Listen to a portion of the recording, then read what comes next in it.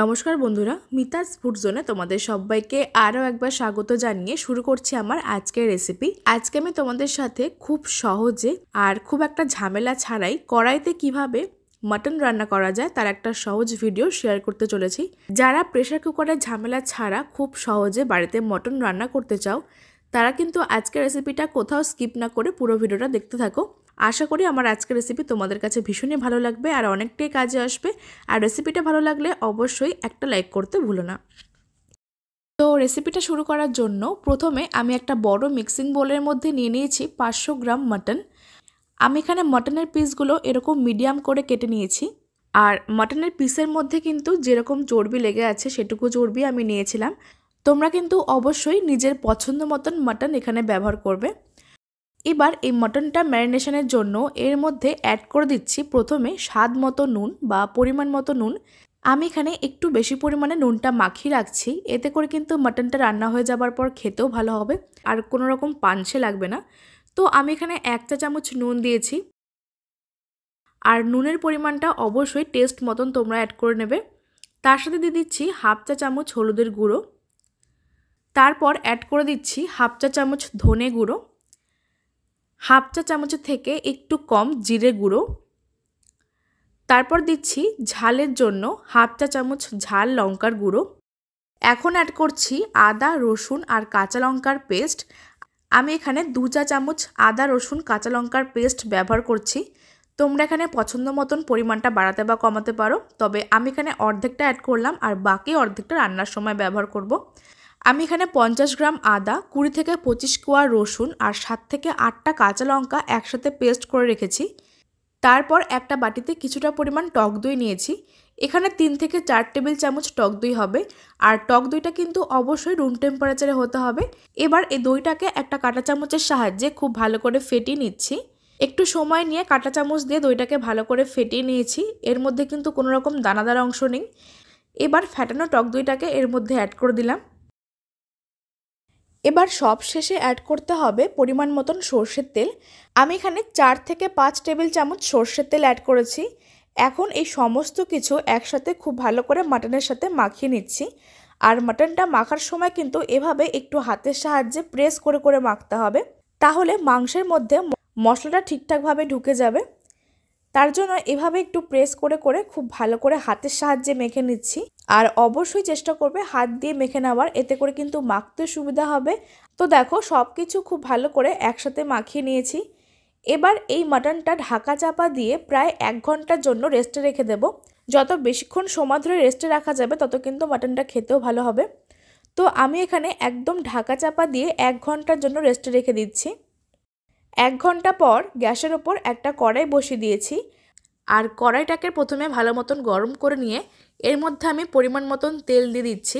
আমি এখানে মটন রান্নার জন্য সাদা তেল আর সর্ষের তেলটা মিশিয়ে করছি। তোমরা এখানে চাইলে শুধু সর্ষের তেল দিয়েও করতে পারো, এতে করেও কিন্তু খেতে ভালো হবে। তো আমি এখানে 2 রকম তেল দিয়ে দিয়েছি। তারপর তেলটাকে ভালো মতন গরম করতে হবে। তেলটা ভালো মতন গরম করে নিয়ে এবার আমি এর মধ্যে আলুগুলোকে ভেজে নিচ্ছি। আমি এখানে 4টে আলু মাঝখান থেকে কেটে হালকা সেদ্ধ করে রেখেছিলাম। আর যেহেতু নতুন আলু তার জন্য আমি হালকা সেদ্ধ করে ভাপিয়ে নিয়েছি। তোমরা চাইলে এটা করতেও পারো অথবা নাও করতে পারো, তবে যেহেতু রান্নাটা পুরো কড়াইতে করা হবে তার জন্য আমি আলুটাকে হালকা ভাপিয়ে নিয়েছি। আর তার সাথে অ্যাড করছি সামান্য পরিমাণ হলুদের গুঁড়ো। যেহেতু নুন দিয়ে সেদ্ধ করেছিলাম আলাদা করে আর নুন দিলাম না। এবার ফ্লেমটাকে মিডিয়াম টু হাইতে রেখে আলুগুলোকে লাল করে ভেজে নিচ্ছি। তবে আলুগুলো কিন্তু একদম লাল করে ফেলবো না, এভাবে হালকা কালার চলে আসলে আলুগুলোকে আমরা নামিয়ে নিচ্ছি। আলুগুলোকে ভেজে তুলে নেবার পর এখন ওই তেলের মধ্যে ফোড়ন দিচ্ছি একটা স্টার অ্যানিজ, একটা বড় এলাচ, কয়েকটা গোটা গরম মশলা আর কয়েকটা গোটা গোলমরিচ। তারপর দিচ্ছি 2টো তেজপাতা আর দিচ্ছি 1/2 চা চামচ গোটা জিরে। মটন রান্না করার জন্য এই ফোড়নটা কিন্তু ভীষণ গুরুত্বপূর্ণ।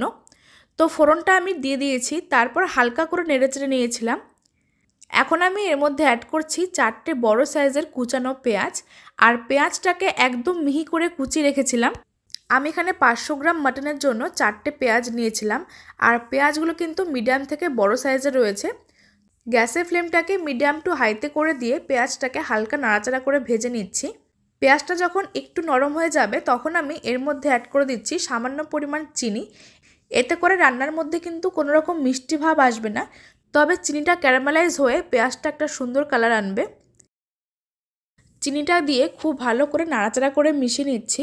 আর ধীরে ধীরে দেখো পেঁয়াজের কালারটা কিন্তু চেঞ্জ হতে শুরু করে দিয়েছে। এই অবস্থায় এর মধ্যে অ্যাড করে দিচ্ছি বাকি আদা রসুন কাঁচা লঙ্কার পেস্টটা।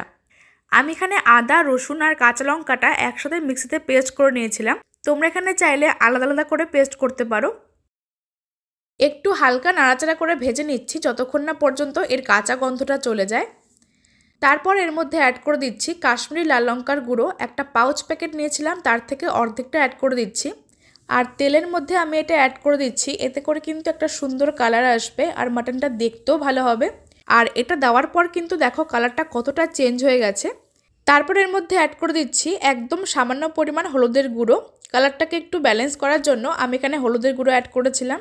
তারপর অ্যাড করছি 1 টেবিল চামচ মিট মশলা। তোমরা এখানে যে কোনো ব্র্যান্ডের মিট মশলা ব্যবহার করতে পারো, তবে আমি এখানে এভারেস্টের মিট মশলা ব্যবহার করেছি। আবারও সব কিছু ভালো করে মিশিয়ে নিচ্ছি। আর এই অবস্থায় কিন্তু ফ্লেমটাকে অবশ্যই মিডিয়ামে করে রাখবে, তা না হলে কিন্তু এটা নিচ থেকে ধরে যেতে পারে। আর দেখো এর কালারটা কিন্তু ভীষণ সুন্দর আসতে শুরু করে দিয়েছে। তারপর অ্যাড করছি একটা মিডিয়াম সাইজের টমেটো বাটা। আমি একটা টমেটো ভালো করে ধুয়ে নিয়ে পেস্ট করে নিয়েছিলাম। আর তার সাথে অ্যাড করছি সামান্য পরিমাণ বা 1/4 চা চামচ নুন। নুনটা যেহেতু আমি মাটনের সাথে মাখিয়ে রেখেছিলাম, তার জন্য আমি এখানে সামান্য পরিমাণ নুন দিয়েছি। আবারও সব কিছু ভালো করে মিশিয়ে নিচ্ছি। আর এটাকে খুব ভালো করে কষিয়ে নিতে হবে যতক্ষণ না পর্যন্ত মশলার একটা কাঁচা গন্ধ চলে যায়। কিছুক্ষণ সময় নিয়ে মশলাটাকে ভালো মতন কষিয়ে নিয়েছি। আর কালারটা কিন্তু ভীষণ সুন্দর এসছে, তোমরা দেখে নিশ্চয়ই বুঝতে পারছো। এবার আমি এর মধ্যে অ্যাড করে দিচ্ছি আগে থেকে মাখিয়ে রাখা মাটনটা। আর যেহেতু মাটনের সাথে টক দই মাখানো ছিল, তার জন্য কিন্তু ফ্লেমটাকে লোতে রেখে মাটনটা অ্যাড করতে হবে। মাটনটাকে দিয়ে এবার সমস্ত কিছু একসাথে ভালো করে মিশিয়ে নিতে হবে। কিছুক্ষণ সময় নিয়ে খুব ভালো করে সব কিছু নাড়াচাড়া করে মিশিয়ে নিয়েছিলাম। এখন ফ্লেমটাকে মিডিয়াম টু লোতে রেখে ঢাকা চাপা দিয়ে 20 থেকে 25 মিনিট মাটনটাকে সেদ্ধ করতে দেব। তো 25 থেকে 30 মিনিট পর ঢাকাটা তুলে নিচ্ছি। আর দেখো মাটন থেকে কিন্তু কতটা পরিমাণ জল ছাড়তে শুরু করে দিয়েছে। আমি কিন্তু এর মধ্যে এখনও কোনো রকম জল অ্যাড করিনি। মাটন থেকে যে পরিমাণ জল ছেড়ে দিয়েছে সেটা দিয়ে কিন্তু আস্তে আস্তে কষতে হবে। ফ্লেমটাকে মিডিয়ামে করে দিয়ে আবারও হালকা হাতে একটু নেড়েচেড়ে নিচ্ছি, এতে করে কিন্তু কোনোভাবে নিচ থেকে লেগে যাবে না। সব কিছু নাড়াচাড়া করে মিশিয়ে নিয়েছিলাম। তারপর আবারও ঢাকা চাপা দিয়ে 10 থেকে 15 মিনিট রান্না করে নিচ্ছি। 10 থেকে 15 মিনিট পর ঢাকাটা তুলে নিচ্ছি। আর দেখো মাটনটা কিন্তু বেশ অনেকটাই কষতে শুরু করে দিয়েছে আর তেল ছাড়তেও শুরু করে দিয়েছে। এই অবস্থায় প্রথমে আমি অ্যাড করে দিচ্ছি 1/2 থেকে 1 কাপ পরিমাণ উষ্ণ গরম জল। যে বাটিতে আমি মাটনটাকে মাখিয়ে রেখেছিলাম সে বাটিটাকে ধুয়ে 1 কাপ পরিমাণ উষ্ণ গরম জল অ্যাড করে দিচ্ছি। আর এইভাবে কিন্তু অল্প অল্প করে জল অ্যাড করে মাটনটাকে খুব ভালো করে সেদ্ধ করে নিতে হবে আর খুব ভালো করে কষিয়ে নিতে হবে। জলটাকে অ্যাড করে দিয়েছিলাম, তারপর সব কিছু নাড়াচাড়া করে মিশিয়ে নিয়েছি।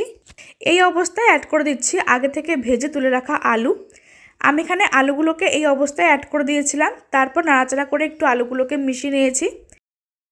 তারপর আবারও ঢাকা চাপা দিয়ে 10 থেকে 15 মিনিট মাটনটাকে ঢাকা চাপা দিয়ে সেদ্ধ করে নেব। আলুগুলোকে দিয়ে ঢাকা চাপা দিয়ে 15 মিনিট সেদ্ধ করে নিয়েছিলাম। আর তারপর ঢাকাটা তুলে নিচ্ছি। এবার আমি এর মধ্যে আরও 1/2 কাপের থেকে একটু বেশি উষ্ণ গরম জল অ্যাড করে দিয়েছি। এভাবে কিন্তু অল্প অল্প করে জলটা অ্যাড করে মাটনটাকে সেদ্ধ করতে হবে।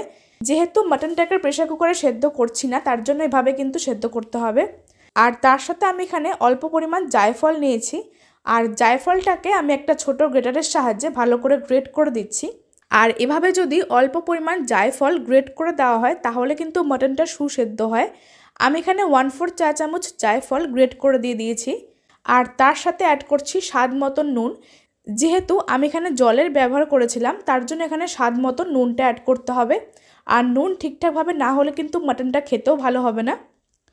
নুনটা অ্যাড করে দিয়েছি। তারপর সমস্ত কিছু আবারও হালকা হাতে মিশিয়ে নিচ্ছি। তোমাদের প্রথমে গ্রেভিটা একটু বেশি বলে মনে হতে পারে, তবে ধীরে ধীরে যখন মাটনটা সেদ্ধ হয়ে যাবে তখন কিন্তু গ্রেভির টেক্সচার একদম চেঞ্জ হয়ে যাবে।